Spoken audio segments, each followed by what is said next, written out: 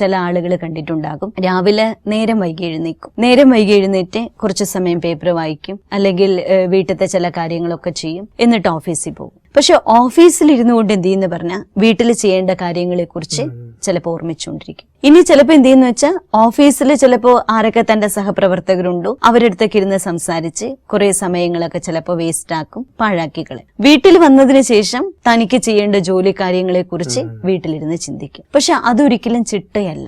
കാരണം വീട്ടിൽ ചെയ്യേണ്ട കാര്യം ചെയ്യേണ്ടതായിട്ടുള്ളൊരു സമയമുണ്ട്. ആ സമയത്ത് അത് നമ്മൾ ചെയ്തു തീർക്കണം. ഓഫീസ് കാര്യങ്ങളിലേക്ക് നമ്മൾ പോയി കഴിഞ്ഞാൽ അവിടെ ചെയ്യേണ്ട കാര്യങ്ങളുണ്ട്, അത് ആ സമയത്ത് കൃത്യമായിട്ട് ചെയ്യണം. അങ്ങനെയാണെങ്കിൽ വീട്ടിലിരുന്നു കൊണ്ട് ഓഫീസ് കാര്യങ്ങളും ചിന്തിക്കേണ്ട, ഓഫീസിലിരുന്നു കൊണ്ട് വീട്ടുകാര്യങ്ങളും നമുക്ക് ചിന്തിക്കേണ്ട ആവശ്യം. അപ്പൊ ഈ വീട്ടിലിരുന്നു കൊണ്ട് ഒരുപാട് ഓഫീസ് ജോലി ചെയ്യുന്ന യഥാർത്ഥത്തിൽ കഴിവ് കൂടിയത് കൊണ്ടല്ല, അത് ഈ സമയത്തെ ഡിസിപ്ലിൻ ചെയ്യാൻ പറ്റാത്ത, സമയത്തെ ശരിക്കും ഉപയോഗിക്കാൻ അറിയാത്തത് കൊണ്ടാണ്.